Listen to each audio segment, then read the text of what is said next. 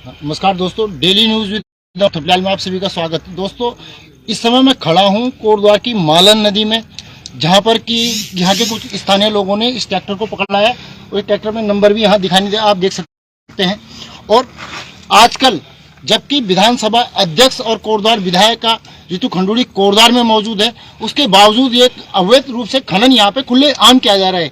इन लोगों का कहना है कि दिन के 1 बजे के करीब ये ट्रैक्टर यहाँ पे रोका हुआ है और शासन प्रशासन दोनों में कोई फोन उठाने को तैयार नहीं है, बात करने को तैयार नहीं है।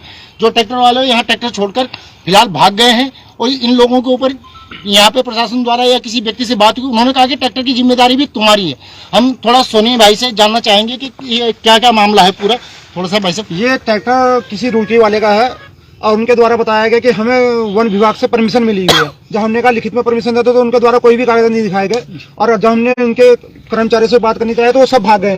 कोई फोन नहीं उठा रहा है, न डीएफओ साहब फोन उठा रहे हैं, न रेंजर साहब फोन उठा रहे हैं, न फौजदार साहब फोन उठा रहे हैं। जब इनके उच्च अधिकारी को हमने चीफ को फोन करा तब उनके बाद ये कह रहे हैं कि हम इस मामले को दिखवाते हैं और जांच करवाते हैं, और इसके बाद उन्होंने फोन काट दिया और अब देखते हैं क्या होता आगे।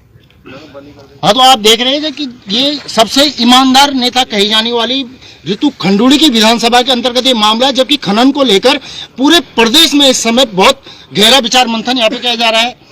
और रितु खंडूड़ी जो अपने आप को एक ईमानदार नेता के रूप में बार बार प्रस्तुत करती आ रही हैं। हालांकि कोटद्वार में चाहे शुक्रों का पुल पहले इससे धंसा हो या वर्तमान में इसी पुल की मालन नदी के ऊपर जो पुल है इसकी स्थिति हो, वो रितु खंडूड़ी की मौजूदगी में किस तरह से तबाह होने की कागार पर दोनों पुल खड़े हो रहे हैं, ये भी सबको दिखाई दे रहा है। लेकिन विधायक अपनी मौज मस्ती में मस्त है, विधानसभा की भर्तियों को लेकर मस्त है।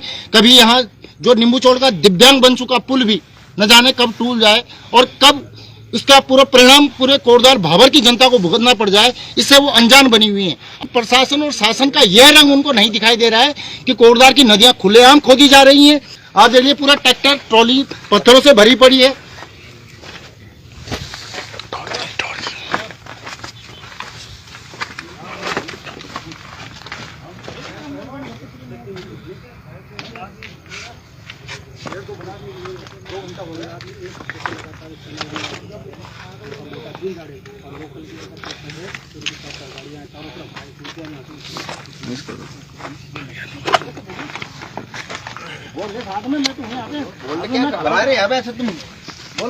हाँ, यहाँ स्थानीय निवासियों का यह भी कहना है कि यहाँ जंगलात के लोग इसमें मिले हुए हैं, वो लोग भी पूरी तरह से शामिल इस खनन में हैं, अवैध रूप से जो खनन चल रहा है। आइए कुछ असवाल जी से जानते हैं कि किस तरह से यहाँ पे काम हो रहा है, कितनी ट्रॉलियाँ लगभग यहाँ से रोजाना निकल रही हैं। देखो, रात को लोग स्थानीय निवासी अगर खनन करते हैं तो चारों तरफ खाई खुदवा दी जंगलात ने, और दिन में ओपन दिन के टाइम पे यहाँ से खनन चल रहा है। 3 ट्रैक्टर लगा रखे, 3 ट्रैक्टर लगा रखे बाहर के। अगर हमारे विधायक जी को काम ही देना था तो अपने लोकल स्थानीय निवासी को देते, क्यों बाहर से रुड़की से लाने की जरूरत थी? यहाँ के लोकल आदमी को देते। यहाँ कौन सा रोजगार है? क्या रोजगार कर रहे हैं मान ले ये विधायक जी? कोई रोजगार है तो आप लोग बताओ। कुछ भी रोजगार नहीं छोड़ा यहाँ। जो है ये भी बाहर से रुड़की से करवा रहे हैं, जो भी है बाकी एक है ये हो रहा है, जो काम चल रहा है ये भी रुड़की के ट्रैक्टर वालों से, बाहर के ठेकेदारों से काम कराया जा रहा है। और हम इसमें भी बात कर रहे हैं तो हमारी सुनाई नहीं हो रही है। करीबन 2 घंटे से हम यहाँ खड़े हैं, ये ट्रैक्टर ऐसे ही खड़ा है, न इसका मालिक आने को तैयार है, न रेंज ऑफिस से कोई आने को तैयार है। इस टाइम स्थानीय निवासियों का ट्रैक्टर होता तो 15 मिनट में सारे अधिकारी बोल रहे हैं मेरी बीट नहीं है, मैं उसका वो नहीं हूँ, मेरे उसमें क्षेत्र में नहीं पड़ती है, ऐसा अधिकारी को कहना है। अभी हमारे लोकल के ट्रैक्टर होते तो सारी जगह से गाड़ी आके चारों तरफ से घेर के से ले जाती और हमें और रेंज ऑफिस में जलील करा जाता, उल्टी सील्टी गालियां दी जाती हैं कि आपने ट्रैक्टर लगाया क्यों, तेरे बाप की नदी थी, ऐसा बोला जाता है हमें। अब इसकी ये ट्रैक्टर 2 घंटे से यहाँ खड़ा है, इसका कोई नहीं है, ना मालिक है ना रेंज ऑफिस के अधिकारी हैं, कोई इसका वो नहीं है। इससे सारे स्टाफ मिला हुआ, इससे ऐसा लगता है कि जब नहीं, हम दिन में गए 1 बजे गए फॉरेस्टर साहब के पास, उन्होंने कहा ऑन द स्पॉट ट्रैक्टर पकड़ो तो तब कार्रवाई करेंगे। अब ऑन द स्पॉट ट्रैक्टर पकड़ा है, 2 घंटे से कोई नहीं है, मजबूरन होके हमें इसे ऑन द स्पॉट। इसका मतलब यही है कि ये मोटा पैसा खा रहे हैं, तब जाके इस ट्रैक्टर को नहीं लेने आ रहा है कोई। और हमारा गरीब का आदमी का ट्रैक्टर होता तो ये अभी तक रेंज ऑफिस में खड़े होके और हमें वहाँ से लात मार के भगा दिया जाता। स्थानीय ट्रैक्टर 3-3, 4-4 महीने से नहीं छूटे। देखना कल यही ट्रैक्टर 2 दिन के अंदर छूट जाएगा। इससे आप लोग भी लगा सकते हैं कि ये ट्रैक्टर क्यों छूटा।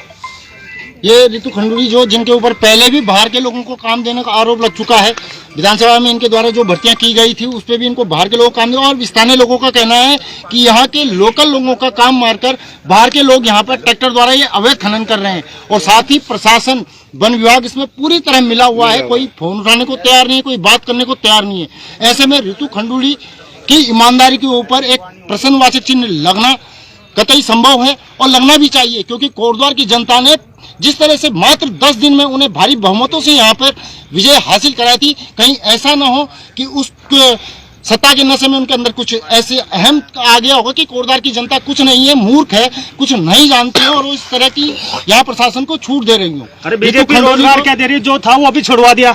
क्या रोजगार दे रही बीजेपी हमें? कुछ भी रोजगार नहीं दे रही। पहले गरीब आदमी मारे जा रहे हैं, इस ट्रैक्टर के अलावा थोड़े बहुत काम थे वो भी सारे बंद कर दिए। ट्रांसफर होना चाहिए। हाँ, आप देख ही रहे हैं कि किस तरह से ग्राउंड में आक्रोश भरा पड़ा है और यहाँ पे नदी में ऑन द स्पॉट रोजगार नाम की कोई चीज नहीं है इस इलाके में। हाँ, रोजगार नाम की तो खैर प्रदेश में इस समय जो स्थिति चल रही है वो देखने लायक है। जो रोजगार मांगने जाने पर लाठी डंडे बरसाए जा रहे हैं, पुलिस द्वारा ही आम जनता के साथ मारपीट करी जा रही है और अधिकारियों को डांट झपट कर दूर करने का एक मामला कुछ समय पहले जल संस्थान से भी रितु खंडूड़ी के सामने आया था, जिसमें ठेकेदार का कहना है कि विधायिका मैडम ने उनको केवल डांट झपट के शांत करा दिया था, जबकि कायदे से उसको अधिकारी के ऊपर कार्रवाई होनी चाहिए थी। लेकिन यहाँ पर कोई कार्यवाही खंडूड़ी द्वारा किसी अधिकारी के ऊपर आज तक नहीं की गई है। चाहे पुलिस प्रशासन की बात हो, आप देख सकते हैं कि किस तरह मामले हुआ, महिला सुरक्षा के मामले हों या अन्य तमाम मामलों में रितु खंडूड़ी अब तक कोटद्वार में फेल ही साबित होती आ रही है। और यह जो बड़ा प्रश्न यहाँ पर है कि जिस खनन को लेकर कोटद्वार का सुकरो पुल टूटने की कगार पर है, मालन पुल की अब स्थिति ज्यादा दिनों तक अच्छी रह नहीं पाएगी, ऐसा साफ देखने से पता चलता है। उस पर भी अगर विधायिका चुप्पी साध कर केवल और केवल अगर अपने मुख्यमंत्री की कुर्सी पर जो उनका टारगेट बताया जा रहा है लोगों के द्वारा कि उनकी नजर उस कुर्सी पर है, लेकिन इस तरह के अगर वो काम करेंगी तो उस कुर्सी को मुख्यमंत्री की कुर्सी तो बहुत दूर की बात है। मुझे लगता है कि विधानसभा अध्यक्ष की कुर्सी की जो गरिमा है और जो एक विधायक की गरिमा है, रितु खंडूड़ी उस पर भी पूरी तरह से सफल नहीं उतर पा रही हैं और कोटद्वार की जनता को जिस तरह से वो अनदेखा कर रही है, यह भविष्य में उनके राजनीतिक कैरियर के लिए खतरनाक हो सकता है और कोटद्वार के लिए जिस तरह से काम चल रही है तो खतरनाक है ही। फिलहाल इतना ही।